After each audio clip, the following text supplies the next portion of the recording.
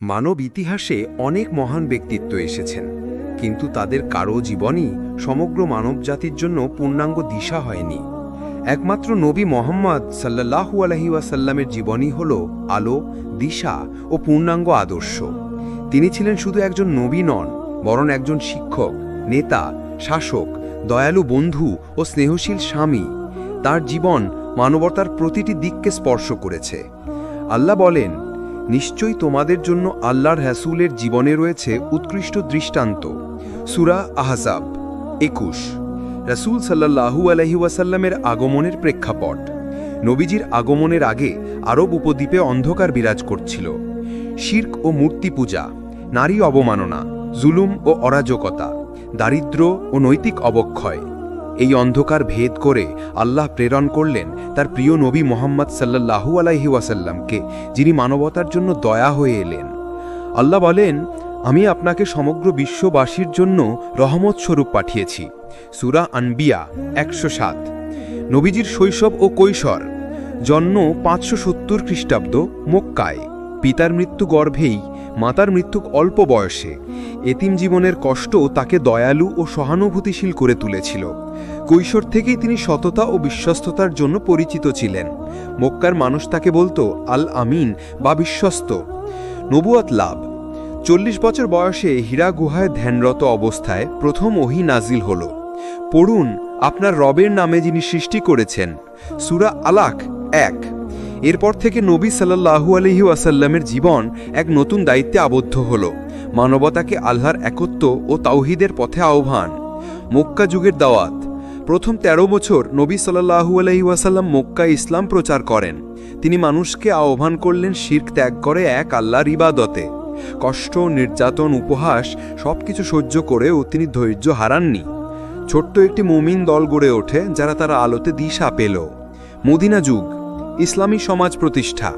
হিজরতের পর মদিনায় ইসলামী সমাজ গড়ে ওঠে। মসজিদের নববী প্রতিষ্ঠা, মুহাজির ও আনসারের ভ্রাতৃত্ব, ন্যায়ভিত্তিক শাসন সবকিছুই নবী সাল্লাল্লাহু আলাইহি ওয়াসাল্লামের নেতৃত্বের অংশ। তিনি যুদ্ধ করেছেন, কিন্তু কখনো জুলুম করেননি। সর্বদা ন্যায় ও মানবতার শিক্ষা দিয়েছেন। নবীদের চরিত্র, আলোকিত দিক। সততা। তিনি কখনো মিথ্যা বলেননি। দয়া। এতিম, দরিদ্র, নারী, পশু সবাই তার দয়ার ছায়া পেয়েছে। ন্যায়পরায়ণতা। শত্রু হলেও কারো প্রতি অবিচার করেননি। ধৈর্য। কষ্ট ও নির্যাতনের সময় ধৈর্য হারাননি। ভালোবাসা। সাহাবীদের প্রতি তার ভালোবাসা ছিল পিতার মতো। মানবতার জন্য আলোর দিশা। নবীজির জীবন শুধু মুসলমানদের জন্য নয়, বরং সমগ্র মানবতার জন্য শিক্ষা। দরিদ্রের জন্য শিক্ষা, সহানুভূতি ও সাহায্য। ধনীর জন্য শিক্ষা, সম্পদকে আল্লাহর পথে ব্যয় করা। নেতাদের জন্য শিক্ষা, ন্যায় ও দায়িত্বশীল শাসন। পরিবারের জন্য শিক্ষা, ভালোবাসা, দয়া ও পারস্পরিক সহযোগিতা। বর্তমান যুগে নবীজির দিশা।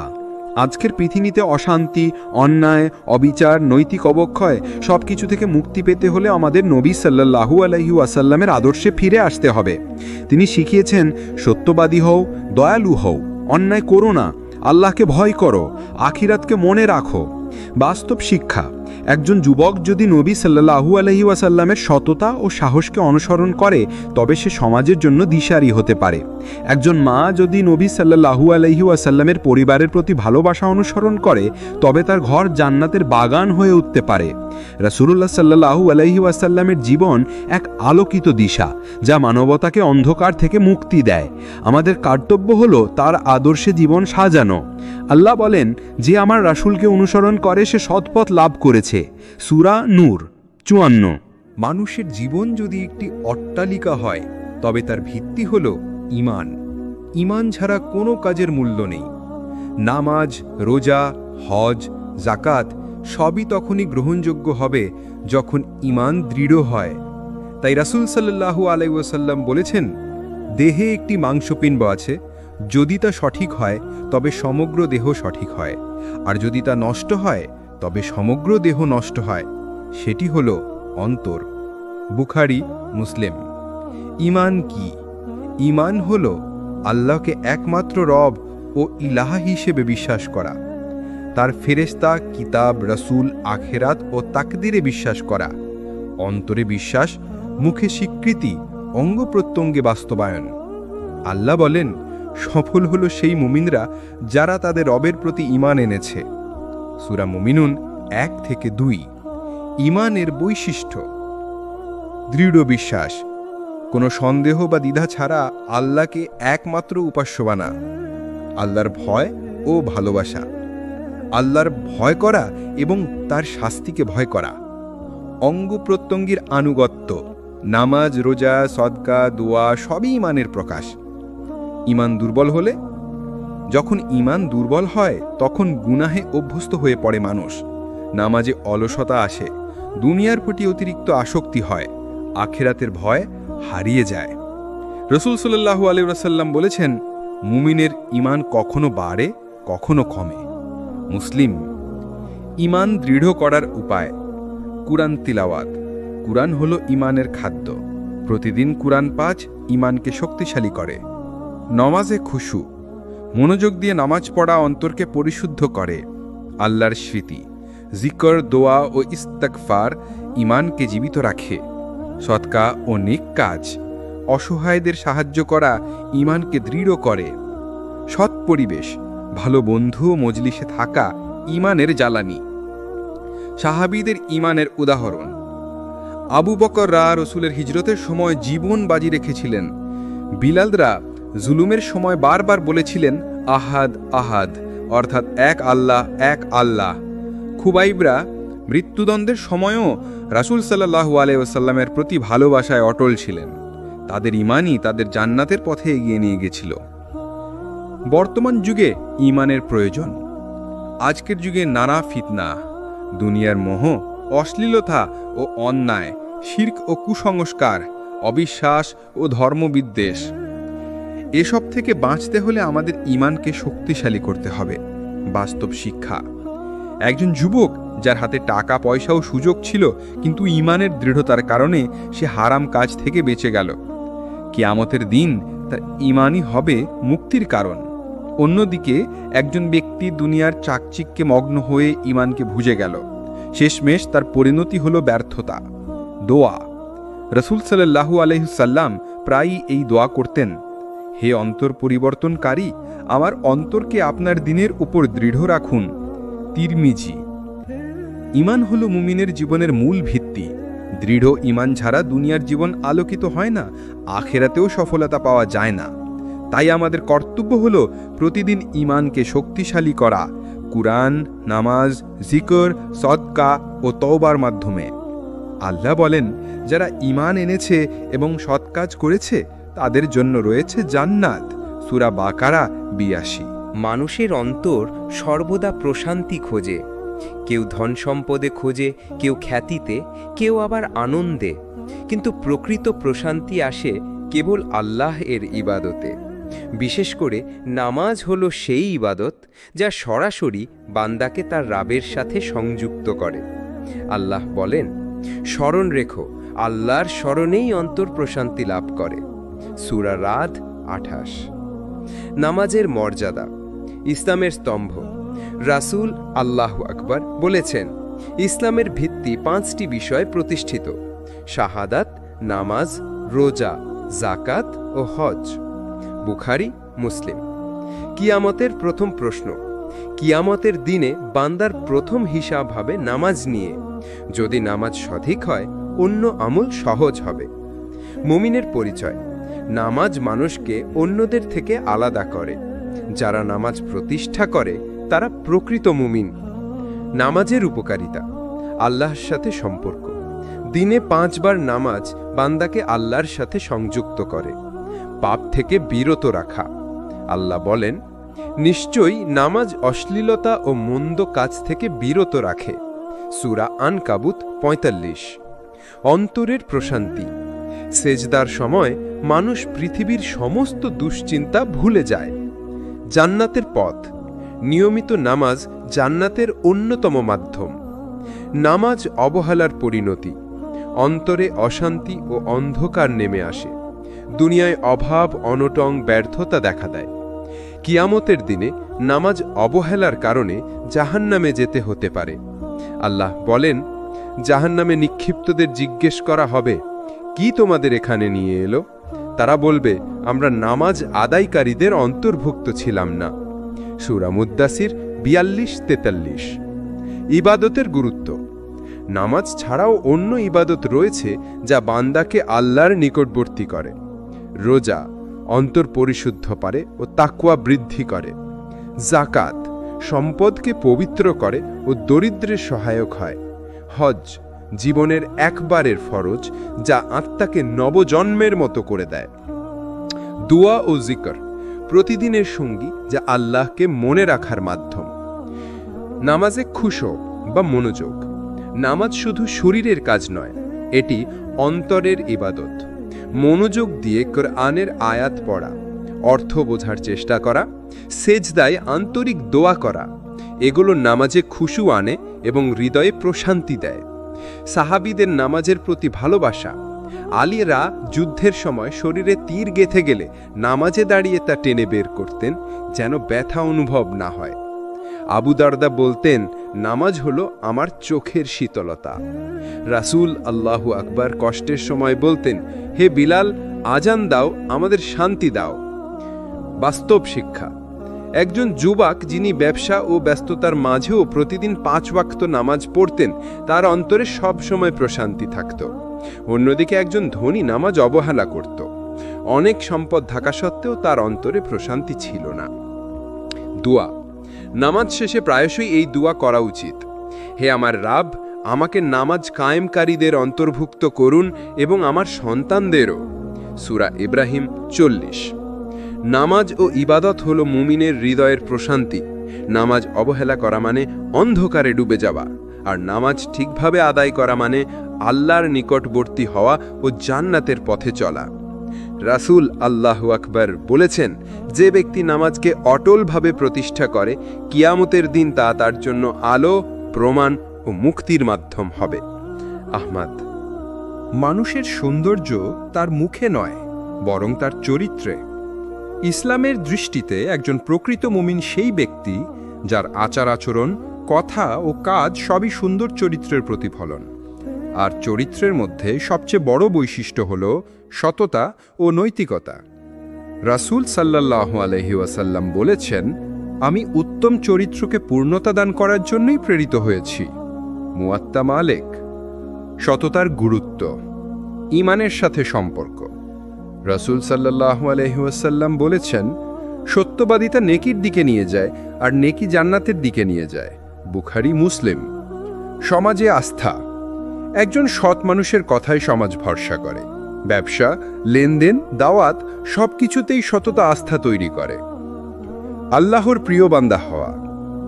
আল্লাহ সত্যবাদীদের ভালোবাসেন এবং তাদের জন্য জান্নাতের প্রতিশ্রুতি দিয়েছেন। অসততার ক্ষতি। অন্তরে কালিমা জমা হওয়া।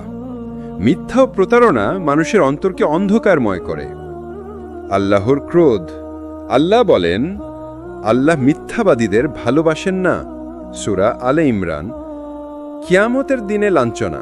রাসূল সাল্লাল্লাহু আলাইহি ওয়াসাল্লাম বলেছেন, মুনাফিকের 3টি আলামত আছে। কথা বললে মিথ্যা বলে, প্রতিশ্রুতি দিলে ভঙ্গ করে, আমানত পেলে খেয়ানত করে। নৈতিকতার সৌন্দর্য। নৈতিকতা শুধু ভালো কথাবার্তা নয়, বরং হাসি মুখে কথা বলা, মানুষের কষ্টে পাশে দাঁড়ানো, ধৈর্য ধারণ, অন্যায়ে না জড়ানো। রাসূল সাল্লাল্লাহু আলাইহি ওয়াসাল্লাম বলেছেন, তোমাদের মধ্যে সেই ব্যক্তি আমার নিকটতম হবে যার চরিত্র সবচেয়ে উত্তম। তিরমিজি। সাহাবীদের সততা ও চরিত্র। আবু বকর রাদিয়াল্লাহু আনহু ছিলেন সর্বাধিক সত্যবাদী, তাই তাকে বলা হয়েছিল আস-সিদ্দিক। উমর রাদিয়াল্লাহু আনহু ছিলেন ন্যায় বিচারের প্রতীক। তার শাসনামলে দুর্বল ও শক্তিশালী সবার জন্য সমান বিচার হতো। ওসমান রাদিয়াল্লাহু আনহু ছিলেন লজ্জাশীল ও উদার। আলী রাদিয়াল্লাহু আনহু ছিলেন জ্ঞানের ভাণ্ডার ও সাহসী। বাস্তব জীবনে সততার প্রয়োজন। আজকের দুনিয়ায় ব্যবসায় প্রতারণা, পরীক্ষায় নকল, চাকরিতে ঘুষ, কথায় মিথ্যা এসব সমাজকে ধ্বংস করছে। কিন্তু যদি প্রতিটি মানুষ সততা ও নৈতিকতার আলোয় আলোকিত হয়, তবে সমাজে শান্তি ও ন্যায় বিচার প্রতিষ্ঠিত হবে। ছোট ছোট নৈতিক শিক্ষা। হাসি মুখে সালাম দেওয়া, এটি একটি সদকা। কাউকে কষ্ট না দেওয়া। প্রকৃত মুসলিম সেই যার হাত ও জিহ্বা থেকে মানুষ নিরাপদ থাকে। প্রতিশ্রুতি রক্ষা করা এটি ঈমানের অঙ্গ। ক্ষমাশীলতা, রাগ দমন করা মুমিনের সৌন্দর্য। বাস্তব উদাহরণ: একজন ব্যবসায়ী লেনদেনে সর্বদা সত্যবাদী ছিলেন। লাভ কম হলেও তিনি হারাম পথে যাননি। আল্লাহ তার ব্যবসায় বরকত দিয়েছেন, মানুষ তার উপর আস্থা রেখেছে। অন্যদিকে একজন অসৎ ব্যবসায়ী অল্প সময়ই ধনী হলেও শেষমেশ মানুষ তাকে ঘৃণা করেছে, আল্লাহর শাস্তি তাকে আঘাত করেছে। দোয়া: রাসূল সাল্লাল্লাহু আলাইহি ওয়াসাল্লাম এই দোয়া করতেন, হে আল্লাহ, আমাকে সত্য কথা বলার শক্তি দিন এবং মিথ্যা থেকে বাঁচিয়ে রাখুন। সততা ও নৈতিকতা ছাড়া একজন মুসলিমের ঈমান পূর্ণ হয় না। সত্যবাদিতা জান্নাতের পথে নিয়ে যায়, আর মিথ্যা ও প্রতারণা জাহান্নামের দিকে ঠেলে দেয়। তাই আমাদের প্রত্যেকের কর্তব্য হল সর্বদা সত্য বলা, আমানত রক্ষা করা, ন্যায় ও নৈতিকতায় অটল থাকা। রাসূল সাল্লাল্লাহু আলাইহি ওয়াসাল্লাম বলেছেন, সর্বোত্তম মানুষ সেই যে মানুষের জন্য কল্যাণকর। আহমদ। মানুষ সামাজিক জীব, একা একা সে বাঁচতে পারে না। তাই ইসলাম শুধু ব্যক্তিগত ইবাদতের কথা বলে না, বরং সমাজ গঠনের শিক্ষা দেয়। সেই সমাজ গঠনের মূল ভিত্তি হল সহানুভূতি ও ভ্রাতৃত্ব। রাসূল সাল্লাল্লাহু আলাইহি ওয়াসাল্লাম বলেছেন, মুমিনরা একে অপরের প্রতি ভালোবাসা, দয়া ও সহানুভূতিতে এক দেহের মতো। দেহের কোনো অঙ্গ ব্যথিত হলে সমগ্র দেহই জ্বরে আক্রান্ত হয়। বুখারী, মুসলিম। ইসলামে ভ্রাতৃত্বের গুরুত্ব, ঈমানের শর্ত। রাসূল সাল্লাল্লাহু আলাইহি ওয়াসাল্লাম বলেছেন, তোমাদের কেউ ততক্ষণ পর্যন্ত পূর্ণ মুমিন হতে পারবে না যতক্ষণ না সে তার ভাইয়ের জন্য সেই জিনিস পছন্দ করে যা সে নিজের জন্য পছন্দ করে। বুখারী, মুসলিম। সমাজে ঐক্য। ভ্রাতৃত্ব সমাজে বিভেদ দূর করে, ঐক্য স্থাপন করে। আল্লাহর ভালোবাসা অর্জন। যে বান্দা তার ভাইকে ভালোবাসে, আল্লাহ তার প্রতি বিশেষ রহমত বর্ষণ করেন। সহানুভূতির শিক্ষা। অসহায়দের সাহায্য করা।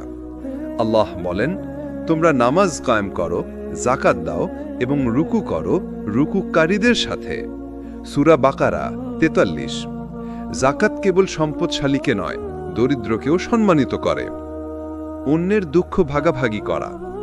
রাসূল সাল্লাল্লাহু আলাইহি ওয়াসাল্লাম বলেছেন, যে ব্যক্তি দুনিয়াতে একজন মুমিনের কষ্ট দূর করবে, আল্লাহ কিয়ামতের দিন তার একটি কষ্ট দূর করবেন। মুসলিম। অনাথ ও দরিদ্রদের যত্ন নেওয়া।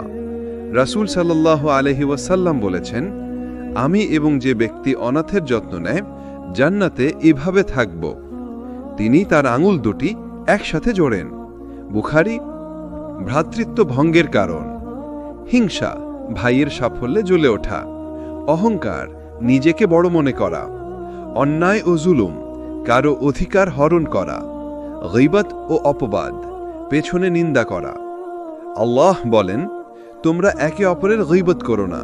তোমাদের কেউ কি তার মৃত ভাইয়ের গোশত খেতে পছন্দ করবে? সূরা হুজুরাত ১২। সাহাবীদের ভ্রাতৃত্বের উদাহরণ। আনসার ও মুহাজির। মদিনার আনসাররা নিজেদের বাড়ি, সম্পদ, এমনকি পরিবারও মুহাজিরদের সাথে ভাগ করে নিয়েছিলেন। আবু দাহদারা তার সবচেয়ে সুন্দর বাগান সদকা করে দেন এক দরিদ্রের জন্য। ওমররা রাতের আধারে খাদ্য নিয়ে গরিবদের বাড়িতে যেতেন। আজকের সমাজে সহানুভূতি। আজ আমাদের সমাজে দরিদ্র, ইয়েতিম, অসহায়, অসুস্থ মানুষ রয়েছে। তাদের পাশে দাঁড়ানো, শিক্ষা ও চিকিৎসায় সহায়তা করা, প্রতিবেশীর খোঁজ নেওয়া, এই সব কাজই সহানুভূতি ও ভ্রাতৃত্বের বাস্তব প্রয়োগ। বাস্তব শিক্ষা। একজন যুবক প্রতিদিন সামর্থ্য অনুযায়ী দরিদ্রদের সাহায্য করত। তার এই ভ্রাতৃত্বপূর্ণ আচরণে সমাজের মানুষ তাকে ভালোবাসত। অন্যদিকে একজন ধনী কৃপণ ব্যক্তি কারো দুঃখে পাশে দাঁড়াত না। শেষমেশ তার মৃত্যুর পর সমাজ তাকে ভুলে যায়। ভ্রাতৃত্ব রক্ষার উপায়। সালাম দেওয়া এবং ভালোবাসা ছড়ানো। একে অপরের ভুল ক্ষমা করা। কারো প্রয়োজন হলে পাশে দাঁড়ানো। দোয়া করা। নিজের ভাইয়ের জন্য গোপনে দোয়া করলে ফেরেশতা বলে, তোমার জন্যও তাই। দোয়া। রাসূল দোয়া করতেন, হে আল্লাহ, আমাদের অন্তরগুলোকে একত্রিত করুন, আমাদের মধ্যে শান্তি ও ভালোবাসা স্থাপন করুন। সহানুভূতি ও ভ্রাতৃত্ব শুধু একটি নীতি নয়, এটি ইসলামের প্রাণ। যখন মুসলমানরা ভ্রাতৃত্বে আবদ্ধ থাকবে তখন সমাজ শান্তিপূর্ণ হবে। রাসূল সাল্লাল্লাহু আলাইহি ওয়াসাল্লাম বলেছেন, মুমিন মুমিনের ভাই, সে তার প্রতি জুলুম করে না, তাকে হেয় করে না, তাকে পরিত্যাগ করে না। মুসলিম। জীবন মানেই পরীক্ষা। সুখ দুঃখ, লাভ ক্ষতি, রোগ স্বাস্থ্য সবই আল্লাহর পক্ষ থেকে পরীক্ষা। এই পরীক্ষায় সফল হওয়ার জন্য মুসলিমের সবচেয়ে বড় দুটি অস্ত্র হল ধৈর্য বা সবর এবং তাওয়াক্কুল অর্থাৎ আল্লাহর উপর ভরসা করা। আল্লাহ বলেন, নিশ্চয়ই আমি তোমাদের পরীক্ষা করব কিছুটা ভয়, ক্ষুধা, সম্পদ, জীবন ও ফলের ক্ষতি দ্বারা, আর ধৈর্যশীলদের সুসংবাদ দাও। সূরা বাকারা ১৫৫। ধৈর্যের গুরুত্ব জীবনের প্রতিটি ক্ষেত্রে প্রয়োজনীয়। ইবাদতে ধৈর্য, গুনাহ থেকে বাঁচতে ধৈর্য, বিপদে ধৈর্য, আল্লাহর সাহায্য লাভের মাধ্যম। আল্লাহ বলেন, নিশ্চয়ই আল্লাহ ধৈর্যশীলদের সাথে আছেন। সূরা বাকারা ১৯৩। অপরিসীম প্রতিদান। আল্লাহ বলেন, ধৈর্যশীলদেরকে অগণিত প্রতিদান দেয়া হবে। সূরা জুমার ১০। তাওয়াক্কুলের গুরুত্ব আল্লাহর উপর ভরসা করা। তাওয়াক্কুল মানে চেষ্টা করার পর ফলাফলের জন্য আল্লাহর উপর ভরসা করা। মুমিনের বৈশিষ্ট্য আল্লাহ বলেন, মুমিনরা আল্লাহর উপরই ভরসা করে। সূরা আলে ইমরান। কষ্টে প্রশান্তি আনে। যখন মানুষ ভাবে যে আল্লাহ আছেন, তিনি দেখছেন, তখন অন্তর শান্ত থাকে। ধৈর্য ও তাওয়াক্কুলের সম্পর্ক। ধৈর্য হল পরীক্ষায় স্থির থাকা। তাওয়াক্কুল হল পরীক্ষার ফলাফল আল্লাহর হাতে সমর্পণ করা। দুটি একসাথে থাকলে একজন মুসলিম কখনো ব্যর্থ হয় না। নবীদের উদাহরণ আইয়ুব আলাইহিস সালাম বছরের পর বছর অসুস্থ ছিলেন, কিন্তু ধৈর্য হারাননি। বলেছিলেন, রাব্বি, আমাকে কষ্ট স্পর্শ করেছে, আর আপনি সবচেয়ে দয়ালু। আল্লাহ তাকে শিফা ও বরকত দান করেছিলেন। ইব্রাহিম আলাইহিস সালাম, তাকে অগ্নিতে নিক্ষেপ করা হলো, ছেলের কুরবানির আদেশ হলো, কিন্তু তিনি সর্বদা তাওয়াক্কুল করেছিলেন। মুহাম্মদ সাল্লাল্লাহু আলাইহি ওয়াসাল্লাম তায়েফে পাথর খেয়ে রক্তাক্ত হলেও ধৈর্য ধারণ করেছিলেন। বলেছিলেন, হে আল্লাহ, যদি তুমি আমার উপর রুষ্ট না হও তবে আমি কিছু পরোয়া করি না। ধৈর্যের ধরন ইবাদতে ধৈর্য, প্রতিদিন নামাজ, রোজা, কুরআন। গুনাহ থেকে বিরত থাকার ধৈর্য, হারাম সুযোগ পেলেও না বলা। বিপদে ধৈর্য, রোগ, দারিদ্র্য, কষ্ট সহ্য করা। বাস্তব জীবনের শিক্ষা একজন দরিদ্র শ্রমিক প্রতিদিন কষ্ট করে কাজ করেন, তবু নামাজে অটল থাকেন। তার ধৈর্যই তাকে জান্নাতের পথে নিয়ে যাবে। একজন ব্যবসায়ী লোক লোকসানে পড়লেও হাল ছাড়েননি। তিনি আল্লাহর উপর ভরসা করে আবার চেষ্টা করেছেন। শেষমেশ আল্লাহ তার রিজিক বাড়িয়ে দিয়েছেন। ধৈর্য ও তাওয়াক্কুল না থাকলে অস্থিরতা আসে, হতাশা গ্রাস করে, মানুষ হারাম পথে যায়। আল্লাহ বলেন, কোনো বিপদ আল্লাহর অনুভূতি ছাড়া আসে না, আর যে আল্লাহর উপর ভরসা করে তিনি তার জন্য যথেষ্ট। সূরা আত-তালাক ৩। দোয়া রাসূল সাল্লাল্লাহু আলাইহি ওয়াসাল্লাম প্রায় দোয়া করতেন, হে আল্লাহ, আমাকে ধৈর্য দান করুন এবং আমার অন্তরকে আপনার উপর তাওয়াক্কুলে দৃঢ় করুন। ধৈর্য ও তাওয়াক্কুল হল মুমিনের ঢাল। জীবনের ঝড় ঝঞ্ঝায় এই দুটি গুণ যাকে ঘিরে রাখে, সে কখনো পরাজিত হয় না। রাসূল সাল্লাল্লাহু আলাইহি ওয়াসাল্লাম বলেছেন, মুমিনের অবস্থা বিস্ময়কর, তার প্রতিটি অবস্থাই কল্যাণকর। সুখ পেলে সে শুকরিয়া দেয়, তা তার জন্য কল্যাণ। কষ্ট পেলে সে ধৈর্য ধরে, তাও তার জন্য কল্যাণ। ইসলামের আলো কেবল নিজের জন্য নয়, বরং সমগ্র মানবজাতির জন্য। তাই একজন মুসলিমের দায়িত্ব হলো আল্লাহের দ্বীনকে অন্যের কাছে পৌঁছে দেওয়া। দাওয়াত বা দ্বীন প্রচার শুধু আলেমদের কাজ নয়, বরং প্রতিটি মুমিনের দায়িত্ব।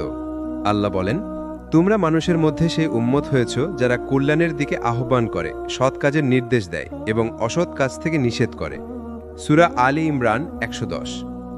দাওয়াতের গুরুত্ব রাসূলদের মিশন সব নবী রাসূল দাওয়াতের মাধ্যমে আল্লাহের দিন প্রতিষ্ঠা করেছেন। সর্বশ্রেষ্ঠ কাজ, রাসূল সাল্লাল্লাহু আলাইহি ওয়াসাল্লাম বলেছেন, তোমাদের মধ্যে সর্বোত্তম সেই ব্যক্তি যে কুরআন শিখে এবং অন্যকে শেখায়। বুখারী। আল্লাহর নিকট প্রিয় কাজ, একজন মানুষ যদি দাওয়াতের মাধ্যমে হিদায়াত পায় তা পৃথিবীর সব কিছুর চেয়ে উত্তম। রাসূল সাল্লাল্লাহু আলাইহি ওয়াসাল্লামের দাওয়াতের পদ্ধতি। সততা ও উত্তম চরিত্র। দাওয়াতের আগে রাসূল সাল্লাল্লাহু আলাইহি ওয়াসাল্লাম তার চরিত্র দ্বারা মানুষকে আকৃষ্ট করতেন। মক্কার মানুষ তাকে বলতো আল আমিন, বিশ্বস্ত। ক্রমিক শিক্ষা। তিনি প্রথমে তাওহীদ ও ঈমানের দিকে আহ্বান করেছেন, ধীরে ধীরে ফরজ ও হারাম সম্পর্কে শিক্ষা দিয়েছেন। ধৈর্য ও সহনশীলতা। তায়েফে প্রত্যাখ্যাত হয়েও তিনি ধৈর্য ধারণ করেছিলেন। মক্কায় 13 বছর কষ্ট সহ্য করেছেন। ভালোবাসা ও দয়া। রাসূল সাল্লাল্লাহু আলাইহি ওয়াসাল্লাম মানুষের সাথে কোমল আচরণ করতেন। তিনি বলতেন, তোমরা মানুষকে সহজ করে দাও, কঠিন করো না, সুসংবাদ দাও, ভীতি প্রদর্শন করো না। বুখারী ও মুসলিম। দাওয়াতের উপায়, কুরআন ও সুন্নাহর আলোকে কথা বলা, নিজের মতামত নয় বরং আল্লাহ ও তার রাসূল সাল্লাল্লাহু আলাইহি ওয়াসাল্লামের বাণী পৌঁছে দেওয়া। আচরণের মাধ্যমে দাওয়াত। একজন মুসলিমের আচরণই দাওয়াতের সবচেয়ে বড় মাধ্যম। নরম ভাষা ব্যবহার। আল্লাহ মুসা আলাইহিকে ফিরআউনের কাছে পাঠিয়ে বলেছিলেন, তার সাথে কোমল ভাষায় কথা বলো। সূরা তোহা 44। আধুনিক মাধ্যম ব্যবহার। আজকের যুগে বই, ভিডিও, সামাজিক যোগাযোগ মাধ্যম দাওয়াতের গুরুত্বপূর্ণ উপায়। দাওয়াতের প্রতিবন্ধকতা। অজ্ঞতা। জ্ঞান না থাকলে মানুষ দাওয়াত বুঝতে পারে না। অহংকার। ফেরাউনের মতো অনেকে অহংকারে হিদায়াত গ্রহণ করে না। সমাজের চাপ। অনেকেই সমাজের ভয়ে দিনের কথা বলে না। ধৈর্যের অভাব। দাওয়াতের কাজ সহজ নয়, কষ্ট, উপহাস, বিরোধিতা সহ্য করতে হয়। সাহাবীদের দাওয়াত। মুসআব বিন উমাইর রাদি মদিনায় গিয়ে অল্প সময়ে অসংখ্য মানুষকে ইসলামে দাওয়াত দিয়েছিলেন। আবু বকর রাদি তার দাওয়াতের মাধ্যমে উসমান, তলহা, জুবায়ের, সাদ সহ অনেক বড় সাহাবী ইসলাম গ্রহণ করেছিলেন। উমর রাদিয়াল্লাহু আনহু ইসলাম গ্রহণের পর দাওয়াতের শক্তি দ্বিগুণ হয়ে গিয়েছিল। বাস্তব শিক্ষা। একজন সাধারণ মানুষ যিনি অফিসে নামাজ পড়েন, হারাম থেকে বিরত থাকেন এবং সৎভাবে চলেন, তার আচরণই অনেককে দাওয়াতের দিকে আকৃষ্ট করে। অন্যদিকে কেউ যদি নামাজ পড়ে কিন্তু মিথ্যা বলে, প্রচারণা করে, তাহলে তার দিনের দাওয়াত গ্রহণযোগ্য হয় না। দাওয়াতের শিষ্টাচার। নিজে আমল করা, তারপর দাওয়াত দেওয়া। ধৈর্যশীল হওয়া। মানুষের স্তর অনুযায়ী শিক্ষা দেওয়া।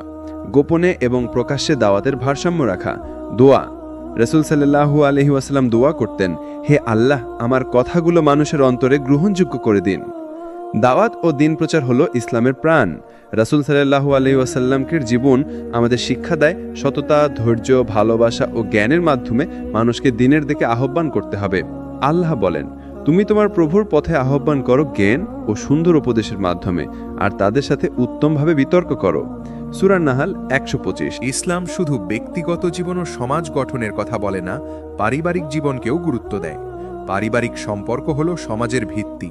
যদি পরিবার সুসংহত ও শান্তিপূর্ণ হয়, সমাজও শান্ত হয়। রাসূল সাল্লাল্লাহু আলাইহি ওয়াসাল্লাম বলেছেন, নিশ্চয়ই সবচেয়ে উত্তম তোমাদের মধ্যে সেই ব্যক্তি যার চরিত্র তার পরিবারের জন্যও ভালো। তিরমিজি। পরিবারে ইসলামী মূল্যবোধ। ভালোবাসা। পরিবারে ভালোবাসা থাকতে হবে, তা না হলে মনোবলও শান্তি হারায়। শান্তি ও সহমর্মিতা। অভ্যন্তরীণ শান্তি সন্তান ও জীবনসঙ্গীর হৃদয়েও ছড়িয়ে পড়ে। দায়িত্ব পালন। পিতার দায়িত্ব সন্তানদের নৈতিক শিক্ষা দেওয়া, মা সন্তানদের স্নেহ ও শৃঙ্খলা প্রদান। ধৈর্য ও সহনশীলতা। পরিবারে ছোটখাটো বিরোধ ও ভুল বোঝাবুঝি থাকবে, ধৈর্য রাখতে হবে। নবী সাল্লাল্লাহু আলাইহি ওয়াসাল্লামের পারিবারিক জীবন হাজার দিক্কির উদাহরণ। তিনি স্ত্রীদের প্রতি কোমল ছিলেন, কখনো রাগে অপ্রয়োজনীয় কথা বলতেন না। সন্তানদের সাথে খেলতেন, হাসতেন, তাদের শিক্ষা দিতেন। সন্তানদের প্রতি দয়া। হাফসা, ফাতিমা, হাসিনদের সাথে কোমল আচরণ, তাদেরকে নামাজ ও ঈমান শিক্ষা দেওয়া। স্ত্রীদের প্রতি সম্মান। খালিদা রাদিয়াল্লাহ, আয়েশা রাদিয়াল্লাহ, সকল স্ত্রীর সঙ্গে সদয় ও ন্যায়পরায়ণ আচরণ। পারিবারিক বিতর্কে শান্তভাবে সমাধান। পারিবারিক সম্পর্কের মূলনীতি। পতি ও স্ত্রীর সম্পর্ক। সম্মান, ভালোবাসা, সহানুভূতি। আল্লাহর সেবা হিসেবে পরিবারকে দেখা। সন্তান ও অভিভাবক। সন্তানদের নৈতিক শিক্ষা, নামাজ ও কোরআনের শিক্ষা। উদাহরণ হিসেবে জীবনযাপন। প্রবীণ ও বৃদ্ধের যত্ন। বাবা মা বা বৃদ্ধের সেবা ও শ্রদ্ধা। রাসূল সাল্লাল্লাহু আলাইহি ওয়াসাল্লাম বলেন, মায়ের সাথে ভালো ব্যবহার করো, যাতে আল্লাহ তোমার সাথে দয়া করুক। বুখারী ও মুসলিম। পারিবারিক জীবনের চ্যালেঞ্জ, মতবিরোধ ও কল্পনাপ্রসূত সমস্যা সহজভাবে সমাধান করা উচিত। অর্থনৈতিক চাপ, পরিবারে বোঝা ভাগ করে নেওয়া, সময় ব্যবস্থাপনা, সন্তান, পরিবার ও ইবাদতের মধ্যে ভারসাম্য বজায় রাখা। বাস্তব উদাহরণ, হাশিমি পরিবার। নবী তার পরিবারকে সর্বদা ইবাদতে অনুপ্রাণিত করতেন। আজকের যুগে একটি মুসলিম পরিবার যদি নামাজ, সদকা, দয়া ও সম্মান বজায় রাখে, তার সন্তানও সৎ চরিত্রের হবে। পরিবারকে আলোকিত রাখার উপায়, প্রতিদিন কিছু সময় পরিবারের সাথে কাটানো, সন্তানদের নৈতিক শিক্ষা ও আল্লাহ ভয় শেখানো, স্ত্রী বা স্বামীকে সম্মান ও ভালোবাসা দেখানো, সমস্যা সমাধানের সংযম ও ধৈর্য ধারণ করা। দোয়া, রাসূল সাল্লাল্লাহু আলাইহি ওয়াসাল্লাম দোয়া করতেন, হে আল্লাহ, আমাদের পরিবারকে শান্তি, ভালোবাসা ও নৈতিকতায় পূর্ণ করো, আমাদের সন্তানদেরকে সত্যের পথে চলতে সাহায্য করো। পারিবারিক জীবন হল সমাজের প্রাথমিক কোষ। নবী সাল্লাল্লাহু আলাইহি ওয়াসাল্লামের জীবন আমাদের শেখায় পরিবারকে ভালোবাসা, ধৈর্য ও আল্লাহ ভয় পরিচালনা করতে হবে। যে পরিবার আল্লাহর পথে পরিচালিত হয়, তার সন্তানের মাধ্যমে সমাজেও আলো ছড়ায়। মানুষের জীবন হল দুনিয়া ও আখেরাতের সমন্বয়। শুধু দুনিয়ার সুখের জন্যে কাজ করলে আখেরাত হারায়, আর শুধুমাত্র আখিরাতের জন্য দুনিয়ার দায়িত্ব উপেক্ষা করলে জীবন অপ্রয়োজনীয় চাপ ও কষ্টে ভরে যায়। তাই একজন মুসলিমের জীবনের মূল শিক্ষা হল দুনিয়া ও আখিরাতের ভারসাম্য বজায় রাখা। আল্লাহ বলেন, এই দুনিয়া শুধুই খেলা ও বিনোদন, তবে যা আল্লাহর স্মরণে ও নেক কাজের মাধ্যমে অর্জিত হয় তাই চিরন্তন কল্যাণ। সূরা আল-আনআম ৩২। দুনিয়ার প্রকৃতি পরিবর্তনশীল। দুনিয়ার সৌন্দর্য, সম্পদ, ক্ষমতা অল আর টেম্পোরারি। ফাঁকি ও প্রতারণা, মানুষের অহংকার, সম্পদে আসক্তি, তৃপ্তির সীমাহীন চাওয়া। রাসূল সাল্লাল্লাহু আলাইহি ওয়াসাল্লাম বলেছেন, দুনিয়া একদিনেই শেষ হবে, তবে আখেরাত স্থায়ী। মুসলিম। আখেরাতের গুরুত্ব, স্থায়ী প্রতিদান। আল্লাহ বলেন, যারা ঈমান এনেছে এবং সৎ কাজ করেছে তাদের জন্য জান্নাত প্রস্তুত। সূরা বাকারা ৮২। সত্যিকারের সুখ, দুনিয়ার আনন্দ তুচ্ছ, তবে আখেরাতের সুখ চিরন্তন।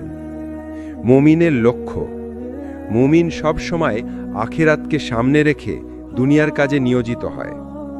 ভারসাম্য কিভাবে বজায় রাখবেন? দুনিয়ার কাজকে নেক কাজে রূপান্তর করা, ব্যবসা করলে হালাল পথে, সম্পদ ব্যয় করলে আল্লাহর সন্তুষ্টির জন্য, সমাজের কল্যাণে খরচ। দুনিয়ার আনন্দ সীমিত করা, অতিরিক্ত দুনিয়ার লোভ এড়ানো। পারিবারিক ও সামাজিক দায়িত্বের প্রতি মনোযোগ, নিয়মিত ইবাদত ও তাওবা, নামাজ, রোজা, দোয়া ও জিকর। দুনিয়ার বাস্তবতায়ও আল্লাহর স্মরণ। নবী সাল্লাল্লাহু আলাইহি ওয়াসাল্লাম ও সাহাবীদের উদাহরণ। মুহাম্মদ সাল্লাল্লাহু আলাইহি ওয়াসাল্লাম ধনী হওয়া সত্ত্বেও দুনিয়ার মাল মস্কিনকে আল্লাহর সন্তুষ্টির জন্য ব্যবহার। আবু বকর রাও ব্যবসায় সফল হলেও সর্বদা হালাল উপার্জনে মনোযোগ। ওমর রাও শাসক অবস্থায়ও দুনিয়ার আনন্দে লিপ্ত হননি। বর্তমান যুগে ভারসাম্য। আজকের মানুষ প্রায়শই দুনিয়ার মোহে ভোগেন, ফলে নামাজ ও ইবাদত ভুলে যায়, পরিবারে মনোযোগ কমে, চরম চাপ ও মানসিক অসুস্থতা। সমাধান হল দুনিয়া অর্জন, কিন্তু আখেরাতকে অগ্রাধিকার। বাস্তব উদাহরণ, একজন মুসলিম ব্যবসায়ী কাজ করছে, পরিবারকে দেখাশোনা করছে, ইবাদত বজায় রাখছে। ধৈর্য, সততা, দয়া তার জীবনে রয়েছে। অন্যদিকে কেউ দুনিয়ার জন্য সম্পদ অর্জন করে কিন্তু আখেরাত ভুলে যায়, শেষে তার মানসিক শান্তি হারায়। দোয়া, রাসূল সাল্লাল্লাহু আলাইহি ওয়াসাল্লাম দোয়া করতেন, হে আল্লাহ, আমাকে দুনিয়ার কল্যাণ দাও, তবে আখেরাতের কল্যাণকে ভুলতে না দাও, এবং আমাকে আগুন থেকে রক্ষা করো। বুখারী, মুসলিম। দুনিয়া এবং আখেরাত উভয়ই গুরুত্বপূর্ণ। সঠিক ভারসাম্য বজায় রাখলে জীবন শান্তিময়, পরিপূর্ণ ও আলোকিত হয়। রাসূল সাল্লাল্লাহু আলাইহি ওয়াসাল্লাম বলেছেন, মুমিন সেই ব্যক্তি যার দুনিয়া এবং আখেরাতের ভারসাম্য ঠিক আছে। মানুষ পাপময়, সবাই ভুল করে, অনেক সময় আল্লাহর নিয়ম অমান্য করি, কিন্তু ইসলাম আমাদের শেখায় যে কেউ আন্তরিকভাবে তওবা করে আল্লাহ তার সকল পাপ মাফ করে দেন। তওবা হলো ঈমানের অংশ, যা মানুষের জীবনকে নতুন আলোকিত পথ দেখায়। আল্লাহ বলেন, যে ব্যক্তি পাপ করে তারপর তা থেকে দ্রুত তওবা করে, নিশ্চয়ই আল্লাহ তার তওবা গ্রহণ করেন, তিনি খুব ক্ষমাশীল, দয়ালু। সূরা নিসা 17। তওবার গুরুত্ব। আল্লাহর নৈকট্য। তওবা মানুষকে আল্লাহর নিকটে নিয়ে আসে, পাপের বোঝা কমানো, অন্তরে শান্তি ফিরে আসে, আখিরাতের জন্য সুরক্ষা, কেয়ামতের দিন পাপের বোঝা হালকা হয়।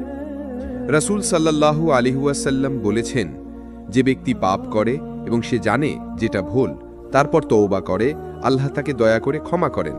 তিরমিজি। তওবার শর্ত।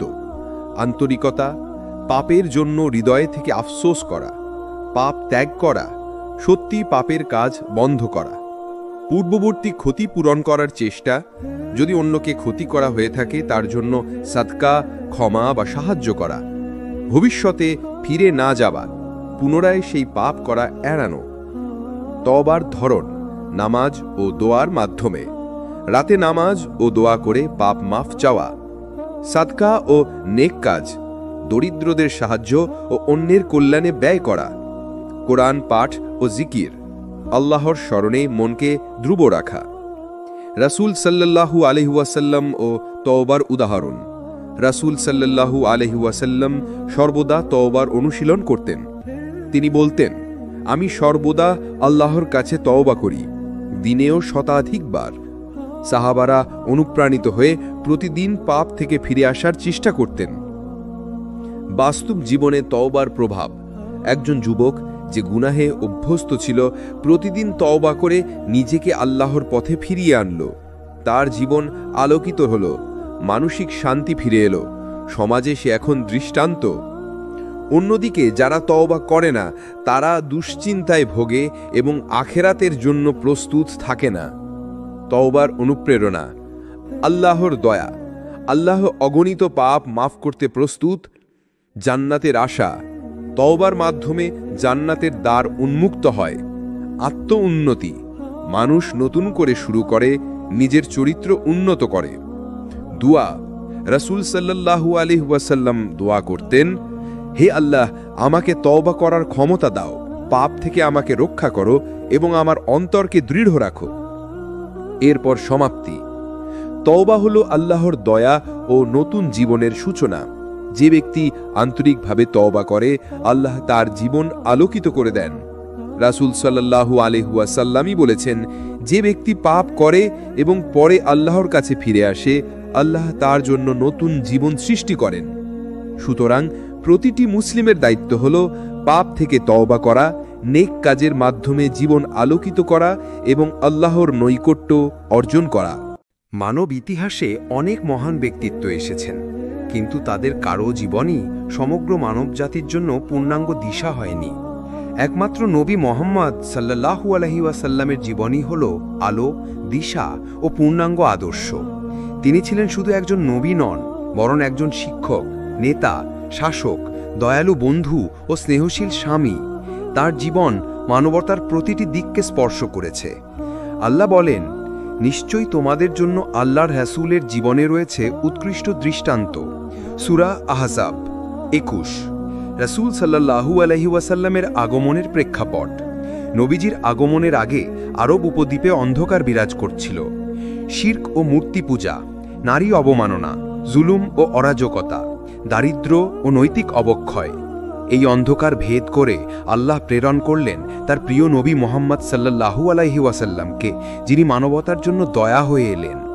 আল্লাহ বলেন, আমি আপনাকে সমগ্র বিশ্ববাসীর জন্য রহমত স্বরূপ পাঠিয়েছি। সূরা আনবিয়া 107। নবীজির শৈশব ও কৈশোর। জন্ম 570 খ্রিস্টাব্দ মক্কায়। পিতার মৃত্যু গর্ভেই, মাতার মৃত্যু অল্প বয়সে। এতিম জীবনের কষ্ট তাকে দয়ালু ও সহানুভূতিশীল করে তুলেছিল। কৈশোর থেকেই তিনি সততা ও বিশ্বস্ততার জন্য পরিচিত ছিলেন। মক্কার মানুষ তাকে বলতো আল আমিন বা বিশ্বস্ত। নবুয়ত লাভ। 40 বছর বয়সে হীরা গুহায় ধ্যানরত অবস্থায় প্রথম ওহী নাজিল হল, পড়ুন আপনার রবের নামে যিনি সৃষ্টি করেছেন, সূরা আলাক 1। এরপর থেকে নবী সাল্লাল্লাহু আলাইহি ওয়াসাল্লামের জীবন এক নতুন দায়িত্বে আবদ্ধ হল, মানবতাকে আল্লাহর একত্ব ও তাওহীদের পথে আহ্বান। মক্কা যুগের দাওয়াত। প্রথম 13 বছর নবী সাল্লাল্লাহু আলাইহি ওয়াসাল্লাম মক্কায় ইসলাম প্রচার করেন। তিনি মানুষকে আহ্বান করলেন শিরক ত্যাগ করে এক আল্লাহর ইবাদতে। কষ্ট, নির্যাতন, উপহাস সবকিছু সহ্য করেও তিনি ধৈর্য হারাননি। ছোট্ট একটি মুমিন দল গড়ে ওঠে যারা তার আলোতে দিশা পেল। মদিনা যুগ। ইসলামী সমাজ প্রতিষ্ঠা। হিজরতের পর মদিনায় ইসলামী সমাজ গড়ে ওঠে। মসজিদের নববী প্রতিষ্ঠা, মুহাজির ও আনসারের ভ্রাতৃত্ব, ন্যায়ভিত্তিক শাসন সবকিছুই নবী সাল্লাল্লাহু আলাইহি ওয়াসাল্লামের নেতৃত্বের অংশ। তিনি যুদ্ধ করেছেন কিন্তু কখনো জুলুম করেননি, সর্বদা ন্যায় ও মানবতার শিক্ষা দিয়েছেন। নবীদের চরিত্র, আলোকিত দিক। সততা। তিনি কখনো মিথ্যা বলেননি। দয়া। এতিম, দরিদ্র, নারী, পশু সবাই তার দয়ার ছায়া পেয়েছে। ন্যায়পরায়ণতা। শত্রু হলেও কারো প্রতি অবিচার করেননি। ধৈর্য। কষ্ট ও নির্যাতনের সময় ধৈর্য হারাননি। ভালোবাসা। সাহাবীদের প্রতি তার ভালোবাসা ছিল পিতার মতো। মানবতার জন্য আলোর দিশা। নবীজির জীবন শুধু মুসলমানদের জন্য নয়, বরং সমগ্র মানবতার জন্য শিক্ষা। দরিদ্রের জন্য শিক্ষা, সহানুভূতি ও সাহায্য। ধনীর জন্য শিক্ষা, সম্পদকে আল্লাহর পথে ব্যয় করা। নেতাদের জন্য শিক্ষা, ন্যায় ও দায়িত্বশীল শাসন। পরিবারের জন্য শিক্ষা, ভালোবাসা, দয়া ও পারস্পরিক সহযোগিতা। বর্তমান যুগে নবীজির দিশা। আজকের পৃথিবীতে অশান্তি, অন্যায়, অবিচার, নৈতিক অবক্ষয় সবকিছু থেকে মুক্তি পেতে হলে আমাদের নবী সাল্লাল্লাহু আলাইহি ওয়াসাল্লামের আদর্শে ফিরে আসতে হবে। তিনি শিখিয়েছেন, সত্যবাদী হও, দয়ালু হও, অন্যায় করো না, আল্লাহকে ভয় করো, আখিরাতকে মনে রাখো।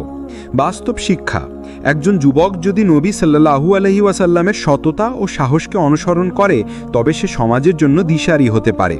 একজন মা যদি নবী সাল্লাল্লাহু আলাইহি ওয়াসাল্লামের পরিবারের প্রতি ভালোবাসা অনুসরণ করে তবে তার ঘর জান্নাতের বাগান হয়ে উঠতে পারে।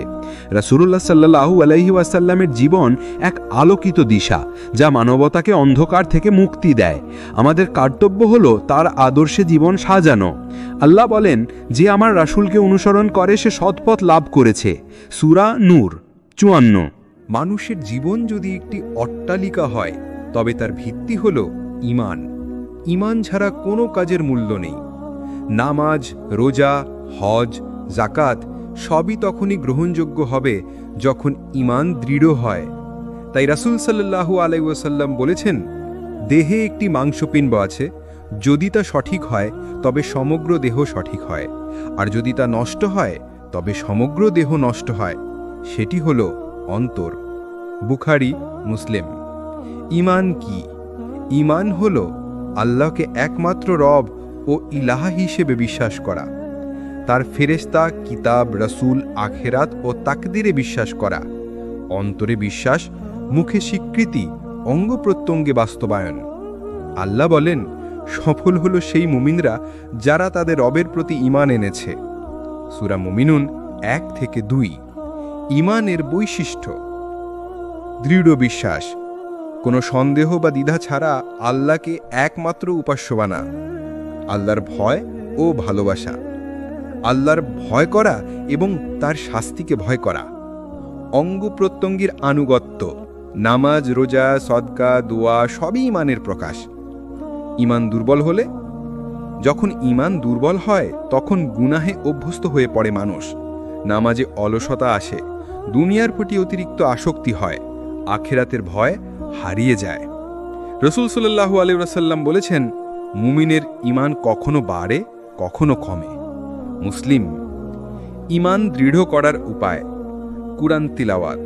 কুরআন হলো ঈমানের খাদ্য। প্রতিদিন কুরআন পাঠ ঈমানকে শক্তিশালী করে।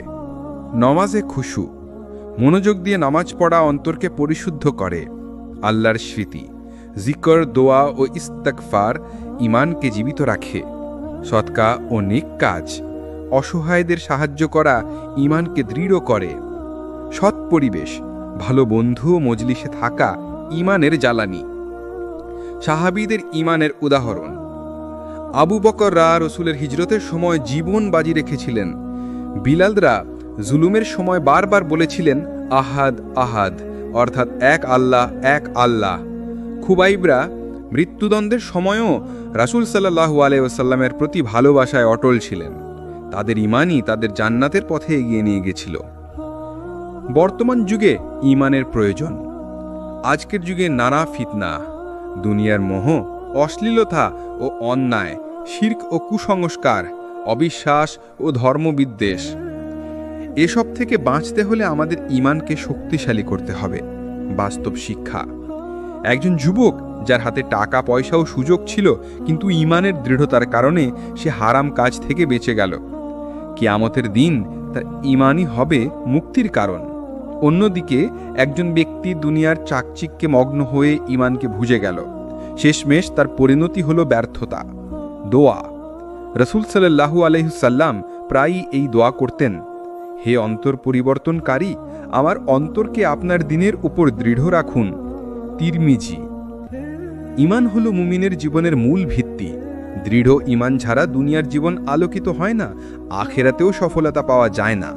তাই আমাদের কর্তব্য হল প্রতিদিন ঈমানকে শক্তিশালী করা, কুরআন, নামাজ, জিকির, সদকা ও তওবার মাধ্যমে। আল্লাহ বলেন, যারা ঈমান এনেছে এবং সৎ কাজ করেছে তাদের জন্য রয়েছে জান্নাত। সূরা বাকারা ৮২। মানুষের অন্তর সর্বদা প্রশান্তি খোঁজে। কেউ ধন সম্পদে খোঁজে, কেউ খ্যাতিতে, কেউ আবার আনন্দে। কিন্তু প্রকৃত প্রশান্তি আসে কেবল আল্লাহ এর ইবাদতে। বিশেষ করে নামাজ হলো সেই ইবাদত যা সরাসরি বান্দাকে তার রাবের সাথে সংযুক্ত করে। আল্লাহ বলেন, স্মরণ রেখো, আল্লাহর স্মরণেই অন্তর প্রশান্তি লাভ করে। সূরা রাদ ২৮। নামাজের মর্যাদা। ইসলামের স্তম্ভ। রাসূল আল্লাহু আকবার বলেছেন, ইসলামের ভিত্তি ৫টি বিষয় প্রতিষ্ঠিত: শাহাদাত, নামাজ, রোজা, যাকাত ও হজ। বুখারী, মুসলিম। কিয়ামতের প্রথম প্রশ্ন। কিয়ামতের দিনে বান্দার প্রথম হিসাব হবে নামাজ নিয়ে। যদি নামাজ সঠিক হয়, অন্য আমল সহজ হবে। মুমিনের পরিচয়। নামাজ মানুষকে অন্যদের থেকে আলাদা করে। যারা নামাজ প্রতিষ্ঠা করে তারা প্রকৃত মুমিন। নামাজের উপকারিতা। আল্লাহর সাথে সম্পর্ক। দিনে ৫ বার নামাজ বান্দাকে আল্লাহর সাথে সংযুক্ত করে। পাপ থেকে বিরত রাখা। আল্লাহ বলেন, নিশ্চয়ই নামাজ অশ্লীলতা ও মন্দ কাজ থেকে বিরত রাখে। সূরা আনকাবুত ৪৫। অন্তরের প্রশান্তি। সেজদার সময় মানুষ পৃথিবীর সমস্ত দুশ্চিন্তা ভুলে যায়। জান্নাতের পথ। নিয়মিত নামাজ জান্নাতের অন্যতম মাধ্যম। নামাজ অবহেলার পরিণতি। অন্তরে অশান্তি ও অন্ধকার নেমে আসে। দুনিয়ায় অভাব, অনটন, ব্যর্থতা দেখা দেয়। কিয়ামতের দিনে নামাজ অবহেলার কারণে জাহান্নামে যেতে হতে পারে। আল্লাহ বলেন, জাহান্নামে নিক্ষিপ্তদের জিজ্ঞেস করা হবে, কি তোমাদের এখানে নিয়ে এলো? তারা বলবে, আমরা নামাজ আদায়কারীদের অন্তর্ভুক্ত ছিলাম না। সূরা মুদ্দাসির ৪২-৪৩। ইবাদতের গুরুত্ব। নামাজ ছাড়াও অন্য ইবাদত রয়েছে যা বান্দাকে আল্লাহর নিকটবর্তী করে।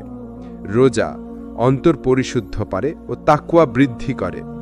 যাকাত সম্পদকে পবিত্র করে ও দরিদ্রের সহায়ক হয়। হজ জীবনের একবারের ফরজ যা আত্মাকে নবজন্মের মতো করে দেয়।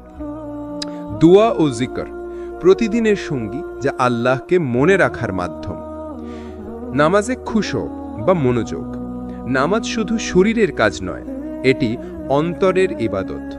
মনোযোগ দিয়ে কোরআনের আয়াত পড়া, অর্থ বোঝার চেষ্টা করা, সেজদায় আন্তরিক দোয়া করা, এগুলো নামাজে খুশু আনে এবং হৃদয়ে প্রশান্তি দেয়। সাহাবীদের নামাজের প্রতি ভালোবাসা। আলীরা যুদ্ধের সময় শরীরে তীর গেঁথে গেলে নামাজে দাঁড়িয়ে তা টেনে বের করতেন যেন ব্যথা অনুভব না হয়। আবু দারদা বলতেন, নামাজ হলো আমার চোখের শীতলতা। রাসূল আল্লাহু আকবার কষ্টের সময় বলতেন, হে বিলাল, আজান দাও, আমাদের শান্তি দাও। বাস্তব শিক্ষা। একজন যুবক যিনি ব্যবসা ও ব্যস্ততার মাঝেও প্রতিদিন ৫ ওয়াক্ত নামাজ পড়তেন, তার অন্তরে সব সময় প্রশান্তি থাকত। অন্যদিকে একজন ধনী নামাজ অবহেলা করত। অনেক সম্পদ থাকা সত্ত্বেও তার অন্তরে প্রশান্তি ছিল না। দোয়া। নামাজ শেষে প্রায়শই এই দোয়া করা উচিত। হে আমার রাব, আমাকে নামাজ কায়েমকারীদের অন্তর্ভুক্ত করুন এবং আমার সন্তানদেরও। সূরা ইব্রাহিম 40। নামাজ ও ইবাদত হল মুমিনের হৃদয়ের প্রশান্তি। নামাজ অবহেলা করা মানে অন্ধকারে ডুবে যাওয়া, আর নামাজ ঠিকভাবে আদায় করা মানে আল্লাহর নিকটবর্তী হওয়া ও জান্নাতের পথে চলা। রাসূল আল্লাহু আকবার বলেছেন, যে ব্যক্তি নামাজকে অটলভাবে প্রতিষ্ঠা করে, কিয়ামতের দিন তা তার জন্য আলো, প্রমাণ ও মুক্তির মাধ্যম হবে। আহমদ। মানুষের সৌন্দর্য তার মুখে নয়, বরং তার চরিত্রে। ইসলামের দৃষ্টিতে একজন প্রকৃত মুমিন সেই ব্যক্তি যার আচার আচরণ, কথা ও কাজ সবই সুন্দর চরিত্রের প্রতিফলন। আর চরিত্রের মধ্যে সবচেয়ে বড় বৈশিষ্ট্য হল সততা ও নৈতিকতা। রাসূল সাল্লাল্লাহু আলাইহি ওয়াসাল্লাম বলেছেন, আমি উত্তম চরিত্রকে পূর্ণতা দান করার জন্যই প্রেরিত হয়েছি। মুয়াত্তা মালিক। সততার গুরুত্ব, ঈমানের সাথে সম্পর্ক। রাসূল সাল্লাল্লাহু আলাইহি ওয়াসাল্লাম বলেছেন, সত্যবাদিতা নেকির দিকে নিয়ে যায় আর নেকি জান্নাতের দিকে নিয়ে যায়। বুখারী, মুসলিম। সমাজে আস্থা। একজন সৎ মানুষের কথায় সমাজ ভরসা করে। ব্যবসা, লেনদেন, দাওয়াত সবকিছুতেই সততা আস্থা তৈরি করে। আল্লাহর প্রিয় বান্দা হওয়া। আল্লাহ সত্যবাদীদের ভালোবাসেন এবং তাদের জন্য জান্নাতের প্রতিশ্রুতি দিয়েছেন। অসততার ক্ষতি। অন্তরে কালিমা জমা হওয়া। মিথ্যা ও প্রতারণা মানুষের অন্তরকে অন্ধকারময় করে। আল্লাহর ক্রোধ। আল্লাহ বলেন, আল্লাহ মিথ্যাবাদীদের ভালোবাসেন না। সূরা আলে ইমরান। কিয়ামতের দিনে লাঞ্ছনা। রাসূল সাল্লাল্লাহু আলাইহি ওয়াসাল্লাম বলেছেন, মুনাফিকের 3টি আলামত আছে।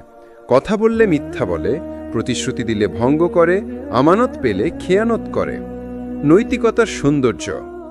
নৈতিকতা শুধু ভালো কথাবার্তা নয়, বরং হাসি মুখে কথা বলা, মানুষের কষ্টে পাশে দাঁড়ানো, ধৈর্য ধারণ, অন্যায়ে না জড়ানো। রাসূল সাল্লাল্লাহু আলাইহি ওয়াসাল্লাম বলেছেন, তোমাদের মধ্যে সেই ব্যক্তি আমার নিকটতম হবে যার চরিত্র সবচেয়ে উত্তম। তিরমিজি। সাহাবীদের সততা ও চরিত্র। আবু বকর রাদিয়াল্লাহু আনহু ছিলেন সর্বাধিক সত্যবাদী, তাই তাকে বলা হয়েছিল আস-সিদ্দিক। উমর রাদিয়াল্লাহু আনহু ছিলেন ন্যায় বিচারের প্রতীক। তার শাসনামলে দুর্বল ও শক্তিশালী সবার জন্য সমান বিচার হতো। ওসমান রাদিয়াল্লাহু আনহু ছিলেন লজ্জাশীল ও উদার। আলী রাদিয়াল্লাহু আনহু ছিলেন জ্ঞানের ভাণ্ডার ও সাহসী। বাস্তব জীবনে সততার প্রয়োজন। আজকের দুনিয়ায় ব্যবসায় প্রতারণা, পরীক্ষায় নকল, চাকরিতে ঘুষ, কথায় মিথ্যা এসব সমাজকে ধ্বংস করছে। কিন্তু যদি প্রতিটি মানুষ সততা ও নৈতিকতার আলোয় আলোকিত হয়, তবে সমাজের শান্তি ও ন্যায় বিচার প্রতিষ্ঠিত হবে। ছোট ছোট নৈতিক শিক্ষা। হাসি মুখে সালাম দেওয়া, এটি একটি সদকা। কাউকে কষ্ট না দেওয়া। প্রকৃত মুসলিম সেই যার হাত ও জিহ্বা থেকে মানুষ নিরাপদ থাকে। প্রতিশ্রুতি রক্ষা করা, এটি ঈমানের অঙ্গ। ক্ষমাশীলতা, রাগ দমন করা মুমিনের সৌন্দর্য। বাস্তব উদাহরণ। একজন ব্যবসায়ী লেনদেনে সর্বদা সত্যবাদী ছিলেন। লাভ কম হলেও তিনি হারাম পথে যাননি। আল্লাহ তার ব্যবসায় বরকত দিয়েছেন, মানুষ তার উপর আস্থা রেখেছে। অন্যদিকে একজন অসৎ ব্যবসায়ী অল্প সময়ই ধনী হলেও শেষমেশ মানুষ তাকে ঘৃণা করেছে, আল্লাহর শাস্তি তাকে আঘাত করেছে। দোয়া। রাসূল সাল্লাল্লাহু আলাইহি ওয়াসাল্লাম এই দোয়া করতেন, হে আল্লাহ, আমাকে সত্য কথা বলার শক্তি দিন এবং মিথ্যা থেকে বাঁচিয়ে রাখুন। সততা ও নৈতিকতা ছাড়া একজন মুসলিমের ঈমান পূর্ণ হয় না। সত্যবাদিতা জান্নাতের পথে নিয়ে যায়, আর মিথ্যা ও প্রতারণা জাহান্নামের দিকে ঠেলে দেয়। তাই আমাদের প্রত্যেকের কর্তব্য হল সর্বদা সত্য বলা, আমানত রক্ষা করা, ন্যায় ও নৈতিকতায় অটল থাকা। রাসূল সাল্লাল্লাহু আলাইহি ওয়াসাল্লাম বলেছেন, সর্বোত্তম মানুষ সেই যে মানুষের জন্য কল্যাণকর। আহমদ। মানুষ সামাজিক জীব। একা একা সে বাঁচতে পারে না। তাই ইসলাম শুধু ব্যক্তিগত ইবাদতের কথা বলে না, বরং সমাজ গঠনে শিক্ষা দেয়। সেই সমাজ গঠনের মূল ভিত্তি হল সহানুভূতি ও ভ্রাতৃত্ব। রাসূল সাল্লাল্লাহু আলাইহি ওয়াসাল্লাম বলেছেন, মুমিনরা একে অপরের প্রতি ভালোবাসা দয়া ও সহানুভূতিতে এক দেহের মতো। দেহের কোনো অঙ্গ ব্যথিত হলে সমগ্র দেহই জ্বরে আক্রান্ত হয়। বুখারী, মুসলিম। ইসলামে ভ্রাতৃত্বের গুরুত্ব। ঈমানের শর্ত। রাসূল সাল্লাল্লাহু আলাইহি ওয়াসাল্লাম বলেছেন, তোমাদের কেউ ততক্ষণ পর্যন্ত পূর্ণ মুমিন হতে পারবে না যতক্ষণ না সে তার ভাইয়ের জন্য সেই জিনিস পছন্দ করে যা সে নিজের জন্য পছন্দ করে। বুখারী, মুসলিম। সমাজে ঐক্য। ভ্রাতৃত্ব সমাজে বিভেদ দূর করে, ঐক্য স্থাপন করে। আল্লাহর ভালোবাসা অর্জন। যে বান্দা তার ভাইকে ভালোবাসে, আল্লাহ তার প্রতি বিশেষ রহমত বর্ষণ করেন। সহানুভূতির শিক্ষা। অসহায়দের সাহায্য করা। আল্লাহ বলেন, তোমরা নামাজ কায়েম করো, যাকাত দাও এবং রুকু করো রুকুকারীদের সাথে। সূরা বাকারা ৪৩। যাকাত কেবল সম্পদশালীকে নয়, দরিদ্রকেও সম্মানিত করে। অন্যের দুঃখ ভাগাভাগি করা। রাসূল সাল্লাল্লাহু আলাইহি ওয়াসাল্লাম বলেছেন, যে ব্যক্তি দুনিয়াতে একজন মুমিনের কষ্ট দূর করবে, আল্লাহ কিয়ামতের দিন তার একটি কষ্ট দূর করবেন। মুসলিম। অনাথ ও দরিদ্রদের যত্ন নেওয়া। রাসূল সাল্লাল্লাহু আলাইহি ওয়াসাল্লাম বলেছেন, আমি এবং যে ব্যক্তি অনাথের যত্ন নেয় জান্নাতে এভাবে থাকব। তিনি তার আঙুল দুটি একসাথে জোড়েন। বুখারী। ভ্রাতৃত্ব ভঙ্গের কারণ। হিংসা, ভাইয়ের সাফল্যে জ্বলে ওঠা। অহংকার, নিজেকে বড় মনে করা। অন্যায় ও জুলুম, কারো অধিকার হরণ করা। গীবত ও অপবাদ, পেছনে নিন্দা করা। আল্লাহ বলেন, তোমরা একে অপরের গীবত করো না। তোমাদের কেউ কি তার মৃত ভাইয়ের গোশত খেতে পছন্দ করবে? সূরা হুজুরাত ১২। সাহাবীদের ভ্রাতৃত্বের উদাহরণ। আনসার ও মুহাজির। মদিনার আনসাররা নিজেদের বাড়ি, সম্পদ, এমনকি পরিবারও মুহাজিরদের সাথে ভাগ করে নিয়েছিলেন। আবু দাহদারা তার সবচেয়ে সুন্দর বাগান সদকা করে দেন এক দরিদ্রের জন্য। ওমররা রাতের আধারে খাদ্য নিয়ে গরিবদের বাড়িতে যেতেন। আজকের সমাজে সহানুভূতি। আজ আমাদের সমাজে দরিদ্র, ইয়েতিম, অসহায়, অসুস্থ মানুষ রয়েছে। তাদের পাশে দাঁড়ানো, শিক্ষা ও চিকিৎসায় সহায়তা করা, প্রতিবেশীর খোঁজ নেওয়া, এই সব কাজই সহানুভূতি ও ভ্রাতৃত্বের বাস্তব প্রয়োগ। বাস্তব শিক্ষা। একজন যুবক প্রতিদিন সামর্থ্য অনুযায়ী দরিদ্রদের সাহায্য করত।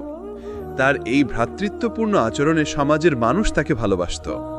অন্যদিকে একজন ধনী কৃপণ ব্যক্তি কারো দুঃখে পাশে দাঁড়াত না। শেষমেশ তার মৃত্যুর পর সমাজ তাকে ভুলে যায়। ভ্রাতৃত্ব রক্ষার উপায়। সালাম দেওয়া এবং ভালোবাসা ছড়ানো। একে অপরের ভুল ক্ষমা করা। কারো প্রয়োজন হলে পাশে দাঁড়ানো। দোয়া করা। নিজের ভাইয়ের জন্য গোপনে দোয়া করলে ফেরেশতা বলে, তোমার জন্যও তাই। দোয়া।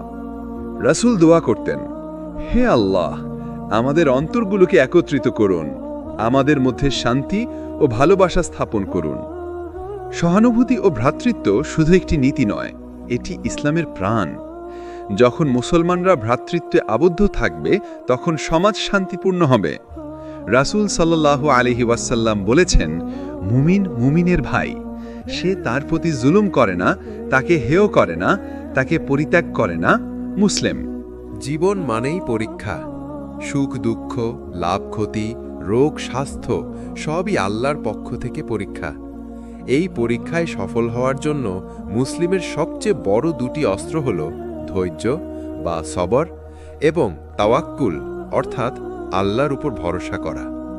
আল্লাহ বলেন, নিশ্চয়ই আমি তোমাদের পরীক্ষা করব কিছুটা ভয়, ক্ষুধা, সম্পদ, জীবন ও ফলের ক্ষতি দ্বারা, আর ধৈর্যশীলদের সুসংবাদ দাও।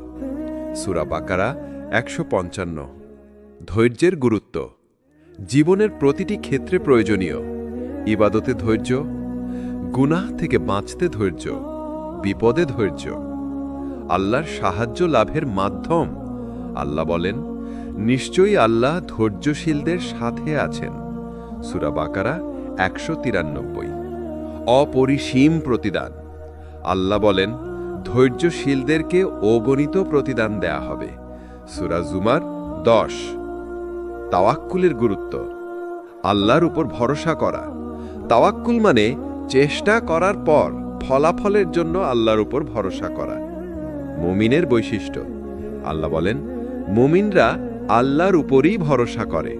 সূরা আলে ইমরান। কষ্টে প্রশান্তি আনে।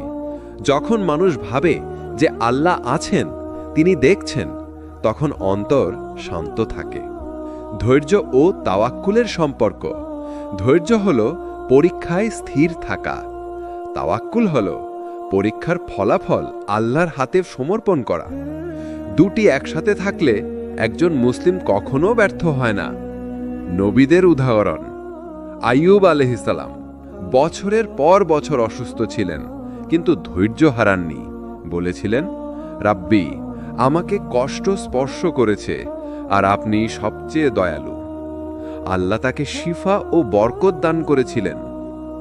ইব্রাহিম আলাইহিস সালাম, তাকে অগ্নিতে নিক্ষেপ করা হলো, ছেলের কুরবানির আদেশ হলো, কিন্তু তিনি সর্বদা তাওয়াক্কুল করেছিলেন। মুহাম্মদ সাল্লাল্লাহু আলাইহি ওয়াসাল্লাম তায়েফে পাথর খেয়ে রক্তাক্ত হলেও ধৈর্য ধারণ করেছিলেন। বলেছিলেন, হে আল্লাহ, যদি তুমি আমার উপর রুষ্ট না হও, তবে আমি কিছু পরোয়া করি না। ধৈর্যের ধরন। ইবাদতে ধৈর্য, প্রতিদিন নামাজ, রোজা, কুরআন।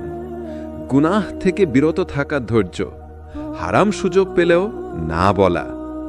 বিপদে ধৈর্য, রোগ, দারিদ্র্য, কষ্ট সহ্য করা। বাস্তব জীবনের শিক্ষা। একজন দরিদ্র শ্রমিক প্রতিদিন কষ্ট করে কাজ করেন, তবু নামাজে অটল থাকেন। তার ধৈর্যই তাকে জান্নাতের পথে নিয়ে যাবে। একজন ব্যবসায়ী লোক লোকসানে পড়লেও হাল ছাড়েননি। তিনি আল্লাহর উপর ভরসা করে আবার চেষ্টা করেছেন। শেষমেশ আল্লাহ তার রিজিক বাড়িয়ে দিয়েছেন। ধৈর্য ও তাওয়াক্কুল না থাকলে অস্থিরতা আসে, হতাশা গ্রাস করে, মানুষ হারাম পথে যায়। আল্লাহ বলেন, কোনো বিপদ আল্লাহর অনুভূতি ছাড়া আসে না, আর যে আল্লাহর উপর ভরসা করে তিনি তার জন্য যথেষ্ট। সূরা আত-তালাক ৩। দোয়া। রাসূল সাল্লাল্লাহু আলাইহি ওয়াসাল্লাম প্রায় দোয়া করতেন, হে আল্লাহ, আমাকে ধৈর্য দান করুন এবং আমার অন্তরকে আপনার উপর তাওয়াক্কুলে দৃঢ় করুন। ধৈর্য ও তাওয়াক্কুল হল মুমিনের ঢাল। জীবনের ঝড় ঝঞ্ঝায় এই দুটি গুণ যাকে ঘিরে রাখে, সে কখনো পরাজিত হয় না। রাসূল সাল্লাল্লাহু আলাইহি ওয়াসাল্লাম বলেছেন, মুমিনের অবস্থা বিস্ময়কর, তার প্রতিটি অবস্থাই কল্যাণকর। সুখ পেলে সে শুকরিয়া দেয়, তা তার জন্য কল্যাণ। কষ্ট পেলে সে ধৈর্য ধরে, তাও তার জন্য কল্যাণ। ইসলামের আলো কেবল নিজের জন্য নয়, বরং সমগ্র মানবজাতির জন্য। তাই একজন মুসলিমের দায়িত্ব হল আল্লাহের দ্বীনকে অন্যের কাছে পৌঁছে দেওয়া। দাওয়াত বা দ্বীন প্রচার শুধু আলেমদের কাজ নয়, বরং প্রতিটি মুমিনের দায়িত্ব। আল্লাহ বলেন, তোমরা মানুষের মধ্যে সেই উম্মত হয়েছ যারা কল্যাণের দিকে আহ্বান করে, সৎ কাজের নির্দেশ দেয় এবং অসৎ কাজ থেকে নিষেধ করে। সূরা আলী ইমরান ১১০। দাওয়াতের গুরুত্ব। রাসূলদের মিশন। সব নবী রাসূল দাওয়াতের মাধ্যমে আল্লাহের দ্বীন প্রতিষ্ঠা করেছেন। সর্বশ্রেষ্ঠ কাজ। রাসূল সাল্লাল্লাহু আলাইহি ওয়াসাল্লাম বলেছেন, তোমাদের মধ্যে সর্বোত্তম সেই ব্যক্তি যে কুরআন শিখে এবং অন্যকে শেখায়। বুখারী। আল্লাহর নিকট প্রিয় কাজ। একজন মানুষ যদি দাওয়াতের মাধ্যমে হিদায়াত পায়, তা পৃথিবীর সব কিছুর চেয়ে উত্তম। রাসূল সাল্লাল্লাহু আলাইহি ওয়াসাল্লামের দাওয়াতের পদ্ধতি। সততা ও উত্তম চরিত্র। দাওয়াতের আগে রাসূল সাল্লাল্লাহু আলাইহি ওয়াসাল্লাম তার চরিত্র দ্বারা মানুষকে আকৃষ্ট করতেন। মক্কার মানুষ তাকে বলতো আল আমিন, বিশ্বস্ত। ক্রমিক শিক্ষা। তিনি প্রথমে তাওহীদ ও ঈমানের দিকে আহ্বান করেছেন, ধীরে ধীরে ফরজ ও হারাম সম্পর্কে শিক্ষা দিয়েছেন। ধৈর্য ও সহনশীলতা। তায়েফে প্রত্যাখ্যাত হয়েও তিনি ধৈর্য ধারণ করেছিলেন। মক্কায় ১৩ বছর কষ্ট সহ্য করেছেন। ভালোবাসা ও দয়া। রাসূল সাল্লাল্লাহু আলাইহি ওয়াসাল্লাম মানুষের সাথে কোমল আচরণ করতেন। তিনি বলতেন, তোমরা মানুষকে সহজ করে দাও, কঠিন করো না, সুসংবাদ দাও, ভীতি প্রদর্শন করো না। বুখারী ও মুসলিম। দাওয়াতের উপায়। কুরআন ও সুন্নাহর আলোকে কথা বলা। নিজের মতামত নয়, বরং আল্লাহ ও তার রাসূল সাল্লাল্লাহু আলাইহি ওয়াসাল্লামের বাণী পৌঁছে দেওয়া। আচরণের মাধ্যমে দাওয়াত। একজন মুসলিমের আচরণই দাওয়াতের সবচেয়ে বড় মাধ্যম। নরম ভাষা ব্যবহার। আল্লাহ মুসা আলাইহিকে ফিরআউনের কাছে পাঠিয়ে বলেছিলেন, তার সাথে কোমল ভাষায় কথা বলো। সূরা তোহা ৪৪। আধুনিক মাধ্যম ব্যবহার। আজকের যুগে বই, ভিডিও, সামাজিক যোগাযোগ মাধ্যম দাওয়াতের গুরুত্বপূর্ণ উপায়। দাওয়াতের প্রতিবন্ধকতা: অজ্ঞতা, জ্ঞান না থাকলে মানুষ দাওয়াত বুঝতে পারে না। অহংকার, ফেরাউনের মতো অনেকে অহংকারে হিদায়াত গ্রহণ করে না। সমাজের চাপ, অনেকেই সমাজের ভয়ে দ্বীনের কথা বলে না। ধৈর্যের অভাব, দাওয়াতের কাজ সহজ নয়, কষ্ট, উপহাস, বিরোধিতা সহ্য করতে হয়। সাহাবীদের দাওয়াত: মুসআব বিন উমাইর রাদি মদিনায় গিয়ে অল্প সময়ে অসংখ্য মানুষকে ইসলামে দাওয়াত দিয়েছিলেন। আবু বকর রাদি তার দাওয়াতের মাধ্যমে উসমান, তলহা, জুবায়ের, সাদ সহ অনেক বড় সাহাবী ইসলাম গ্রহণ করেছিলেন। উমর রাদিয়াল্লাহু আনহু ইসলাম গ্রহণের পর দাওয়াতের শক্তি দ্বিগুণ হয়ে গিয়েছিল। বাস্তব শিক্ষা: একজন সাধারণ মানুষ যিনি অফিসে নামাজ পড়েন, হারাম থেকে বিরত থাকেন এবং সৎভাবে চলেন, তার আচরণই অনেককে দাওয়াতের দিকে আকৃষ্ট করে। অন্যদিকে কেউ যদি নামাজ পড়ে কিন্তু মিথ্যা বলে, প্রচারণা করে, তাহলে তার দ্বীনের দাওয়াত গ্রহণযোগ্য হয় না। দাওয়াতের শিষ্টাচার: নিজে আমল করা, তারপর দাওয়াত দেওয়া। ধৈর্যশীল হওয়া, মানুষের স্তর অনুযায়ী শিক্ষা দেওয়া। গোপনে এবং প্রকাশ্যে দাওয়াতের ভারসাম্য রাখা। দোয়া: রাসূল সাল্লাল্লাহু আলাইহি ওয়াসাল্লাম দোয়া করতেন, হে আল্লাহ, আমার কথাগুলো মানুষের অন্তরে গ্রহণযোগ্য করে দিন। দাওয়াত ও দ্বীন প্রচার হলো ইসলামের প্রাণ। রাসূল সাল্লাল্লাহু আলাইহি ওয়াসাল্লামের জীবন আমাদের শিক্ষা দেয়, সততা, ধৈর্য, ভালোবাসা ও জ্ঞানের মাধ্যমে মানুষকে দ্বীনের দিকে আহ্বান করতে হবে। আল্লাহ বলেন, তুমি তোমার প্রভুর পথে আহ্বান করো জ্ঞান ও সুন্দর উপদেশের মাধ্যমে, আর তাদের সাথে উত্তমভাবে বিতর্ক করো। সূরা নাহাল 125। ইসলাম শুধু ব্যক্তিগত জীবন ও সমাজ গঠনের কথা বলে না, পারিবারিক জীবনকেও গুরুত্ব দেয়। পারিবারিক সম্পর্ক হল সমাজের ভিত্তি। যদি পরিবার সুসংহত ও শান্তিপূর্ণ হয়, সমাজও শান্ত হয়। রাসূল সাল্লাল্লাহু আলাইহি ওয়াসাল্লাম বলেছেন, নিশ্চয়ই সবচেয়ে উত্তম তোমাদের মধ্যে সেই ব্যক্তি যার চরিত্র তার পরিবারের জন্যও ভালো। তিরমিজি। পরিবারে ইসলামী মূল্যবোধ: ভালোবাসা। পরিবারে ভালোবাসা থাকতে হবে, তা না হলে মনোবল ও শান্তি হারায়। শান্তি ও সহমর্মিতা: অভ্যন্তরীণ শান্তি সন্তান ও জীবনসঙ্গীর হৃদয়েও ছড়িয়ে পড়ে। দায়িত্ব পালন: পিতার দায়িত্ব সন্তানদের নৈতিক শিক্ষা দেওয়া, মা সন্তানদের স্নেহ ও শৃঙ্খলা প্রদান। ধৈর্য ও সহনশীলতা: পরিবারে ছোটখাটো বিরোধ ও ভুল বোঝাবুঝি থাকবে, ধৈর্য রাখতে হবে। নবী সাল্লাল্লাহু আলাইহি ওয়াসাল্লামের পারিবারিক জীবন হাজার দিক্কির উদাহরণ। তিনি স্ত্রীদের প্রতি কোমল ছিলেন, কখনো রাগে অপ্রয়োজনীয় কথা বলতেন না। সন্তানদের সাথে খেলতেন, হাসতেন, তাদের শিক্ষা দিতেন। সন্তানদের প্রতি দয়া: হাফসা, ফাতিমা, হাসিনদের সাথে কোমল আচরণ, তাদেরকে নামাজ ও ঈমান শিক্ষা দেওয়া। স্ত্রীদের প্রতি সম্মান: খালিদা রাদিয়াল্লাহ, আয়েশা রাদিয়াল্লাহ, সকল স্ত্রীর সঙ্গে সদয় ও ন্যায়পরায়ণ আচরণ। পারিবারিক বিতর্কে শান্তভাবে সমাধান। পারিবারিক সম্পর্কের মূলনীতি: পতি ও স্ত্রীর সম্পর্ক সম্মান, ভালোবাসা, সহানুভূতি, আল্লাহর সেবা হিসেবে পরিবারকে দেখা। সন্তান ও অভিভাবক: সন্তানদের নৈতিক শিক্ষা, নামাজ ও কোরআনের শিক্ষা, উদাহরণ হিসেবে জীবনযাপন। প্রবীণ ও বৃদ্ধের যত্ন: বাবা মা বা বৃদ্ধের সেবা ও শ্রদ্ধা। রাসূল সাল্লাল্লাহু আলাইহি ওয়াসাল্লাম বলেন, মায়ের সাথে ভালো ব্যবহার করো, যাতে আল্লাহ তোমার সাথে দয়া করুক। বুখারী ও মুসলিম। পারিবারিক জীবনের চ্যালেঞ্জ, মতবিরোধ ও কল্পনাপ্রসূত সমস্যা সহজভাবে সমাধান করা উচিত। অর্থনৈতিক চাপ, পরিবারে বোঝা ভাগ করে নেওয়া। সময় ব্যবস্থাপনা, সন্তান, পরিবার ও ইবাদতের মধ্যে ভারসাম্য বজায় রাখা। বাস্তব উদাহরণ: হাশিমি পরিবার। নবী তার পরিবারকে সর্বদা ইবাদতে অনুপ্রাণিত করতেন। আজকের যুগে একটি মুসলিম পরিবার যদি নামাজ, সদকা, দয়া ও সম্মান বজায় রাখে, তার সন্তানও সৎ চরিত্রের হবে। পরিবারকে আলোকিত রাখার উপায়: প্রতিদিন কিছু সময় পরিবারের সাথে কাটানো, সন্তানদের নৈতিক শিক্ষা ও আল্লাহ ভয় শেখানো, স্ত্রী বা স্বামীকে সম্মান ও ভালোবাসা দেখানো, সমস্যা সমাধানে সংযম ও ধৈর্য ধারণ করা। দোয়া: রাসূল সাল্লাল্লাহু আলাইহি ওয়াসাল্লাম দোয়া করতেন, হে আল্লাহ, আমাদের পরিবারকে শান্তি, ভালোবাসা ও নৈতিকতায় পূর্ণ করো। আমাদের সন্তানদেরকে সত্যের পথে চলতে সাহায্য করো। পারিবারিক জীবন হলো সমাজের প্রাথমিক কোষ। নবী সাল্লাল্লাহু আলাইহি ওয়াসাল্লামের জীবন আমাদের শেখায় পরিবারকে ভালোবাসা, ধৈর্য ও আল্লাহ ভয় পরিচালনা করতে হবে। যে পরিবার আল্লাহর পথে পরিচালিত হয়, তার সন্তানের মাধ্যমে সমাজেও আলো ছড়ায়। মানুষের জীবন হল দুনিয়া ও আখেরাতের সমন্বয়।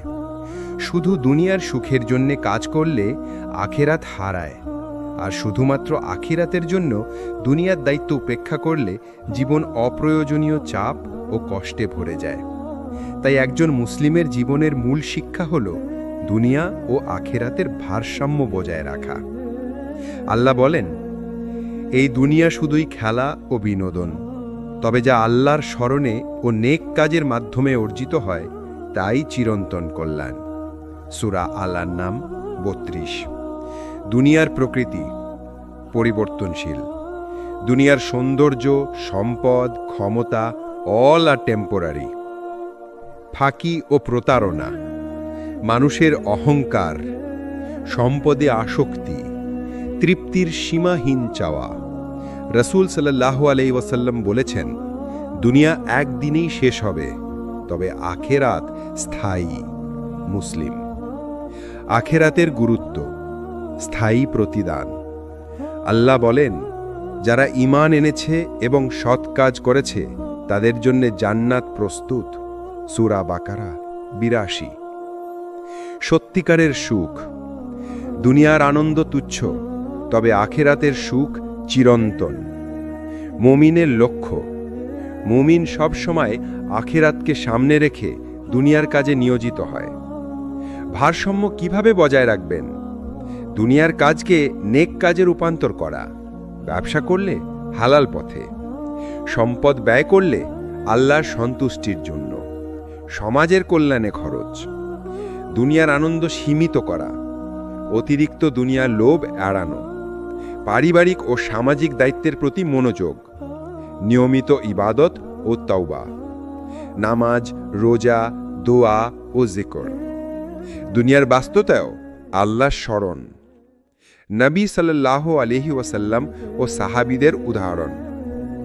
মুহাম্মদ সাল্লাল্লাহু আলাইহি ওয়াসাল্লাম ধনী হওয়া সত্ত্বেও দুনিয়ার মাল মস্কিনকে আল্লাহর সন্তুষ্টির জন্য ব্যবহার। আবু বকর রাও ব্যবসায় সফল হলেও সর্বদা হালাল উপার্জনে মনোযোগ। ওমর রাও শাসক অবস্থায়ও দুনিয়ার আনন্দে লিপ্ত হননি। বর্তমান যুগে ভারসাম্য। আজকের মানুষ প্রায়শই দুনিয়ার মোহে ভোগেন, ফলে নামাজ ও ইবাদত ভুলে যায়, পরিবারে মনোযোগ কমে, চরম চাপ ও মানসিক অসুস্থতা। সমাধান হল দুনিয়া অর্জন, কিন্তু আখেরাতকে অগ্রাধিকার। বাস্তব উদাহরণ, একজন মুসলিম ব্যবসায়ী কাজ করছে, পরিবারকে দেখাশোনা করছে, ইবাদত বজায় রাখছে। ধৈর্য, সততা, দয়া তার জীবনে রয়েছে। অন্যদিকে কেউ দুনিয়ার জন্য সম্পদ অর্জন করে কিন্তু আখেরাত ভুলে যায়, শেষে তার মানসিক শান্তি হারায়। দোয়া।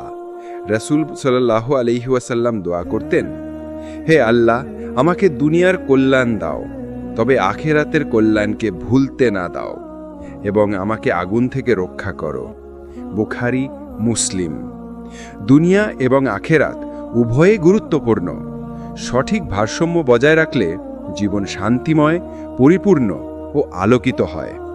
রাসূল সাল্লাল্লাহু আলাইহি ওয়াসাল্লাম বলেছেন, মুমিন সেই ব্যক্তি যার দুনিয়া এবং আখেরাতের ভারসাম্য ঠিক আছে। মানুষ পাপময়, সবাই ভুল করে, অনেক সময় আল্লাহর নিয়ম অমান্য করি, কিন্তু ইসলাম আমাদের শেখায় যে কেউ আন্তরিকভাবে তওবা করে আল্লাহ তার সকল পাপ মাফ করে দেন। তওবা হলো ঈমানের অংশ, যা মানুষের জীবনকে নতুন আলোকিত পথ দেখায়। আল্লাহ বলেন, যে ব্যক্তি পাপ করে তারপর তা থেকে দ্রুত তওবা করে, নিশ্চয়ই আল্লাহ তার তওবা গ্রহণ করেন, তিনি খুব ক্ষমাশীল, দয়ালু। সূরা নিসা ১৭। তওবার গুরুত্ব। আল্লাহর নৈকট্য। তওবা মানুষকে আল্লাহর নিকটে নিয়ে আসে। পাপের বোঝা কমানো, অন্তরে শান্তি ফিরে আসে। আখিরাতের জন্য সুরক্ষা। কিয়ামতের দিন পাপের বোঝা হালকা হয়। রাসূল সাল্লাল্লাহু আলাইহি ওয়াসাল্লাম বলেছেন, যে ব্যক্তি পাপ করে এবং সে জানে যেটা ভুল, তারপর তওবা করে, আল্লাহ তাকে দয়া করে ক্ষমা করেন। তিরমিজি। তওবার শর্ত। আন্তরিকতা, পাপের জন্য হৃদয় থেকে আফসোস করা, পাপ ত্যাগ করা, সত্যি পাপের কাজ বন্ধ করা, পূর্ববর্তী ক্ষতি পূরণ করার চেষ্টা, যদি অন্যকে ক্ষতি করা হয়ে থাকে তার জন্য সাদকা, ক্ষমা বা সাহায্য করা, ভবিষ্যতে ফিরে না যাওয়া, পুনরায় সেই পাপ করা এড়ানো। তওবার ধরন নামাজ ও দোয়ার মাধ্যমে, রাতে নামাজ ও দোয়া করে পাপ মাফ চাওয়া, সাদকা ও নেক কাজ, দরিদ্রদের সাহায্য ও অন্যের কল্যাণে ব্যয় করা, কোরআন পাঠ ও জিকির, আল্লাহর স্মরণে মনকে ধ্রুব রাখা। রাসূল সাল্লাল্লাহু আলাইহি ওয়াসাল্লাম ও তওবার উদাহরণ। রাসূল সাল্লাল্লাহু আলাইহি ওয়াসাল্লাম সর্বদা তওবার অনুশীলন করতেন। তিনি বলতেন, আমি সর্বদা আল্লাহর কাছে তওবা করি, দিনেও শতাধিকবার। সাহাবারা অনুপ্রাণিত হয়ে প্রতিদিন পাপ থেকে ফিরে আসার চেষ্টা করতেন। বাস্তব জীবনে তওবার প্রভাব। একজন যুবক যে গুনাহে অভ্যস্ত ছিল, প্রতিদিন তওবা করে নিজেকে আল্লাহর পথে ফিরিয়ে আনল। তার জীবন আলোকিত হল, মানসিক শান্তি ফিরে এলো, সমাজে সে এখন দৃষ্টান্ত। অন্যদিকে যারা তওবা করে না, তারা দুশ্চিন্তায় ভোগে এবং আখেরাতের জন্য প্রস্তুত থাকে না। তওবার অনুপ্রেরণা। আল্লাহর দয়া। আল্লাহ অগণিত পাপ মাফ করতে প্রস্তুত। জান্নাতের আশা। তওবার মাধ্যমে জান্নাতের দ্বার উন্মুক্ত হয়। আত্ম উন্নতি। মানুষ নতুন করে শুরু করে, নিজের চরিত্র উন্নত করে। দুয়া। রাসূল সাল্লাল্লাহু আলাইহি ওয়াসাল্লাম দোয়া করতেন, হে আল্লাহ, আমাকে তওবা করার ক্ষমতা দাও, পাপ থেকে আমাকে রক্ষা করো এবং আমার অন্তরকে দৃঢ় রাখো। এরপর সমাপ্তি। তওবা হলো আল্লাহর দয়া ও নতুন জীবনের সূচনা। যে ব্যক্তি আন্তরিকভাবে তওবা করে, আল্লাহ তার জীবন আলোকিত করে দেন। রাসূল সাল্লাল্লাহু আলাইহি ওয়াসাল্লামই বলেছেন, যে ব্যক্তি পাপ করে এবং পরে আল্লাহর কাছে ফিরে আসে, আল্লাহ তার জন্য নতুন জীবন সৃষ্টি করেন। সুতরাং প্রতিটি মুসলিমের দায়িত্ব হল পাপ থেকে তওবা করা, নেক কাজের মাধ্যমে জীবন আলোকিত করা এবং আল্লাহর নৈকট্য অর্জন করা।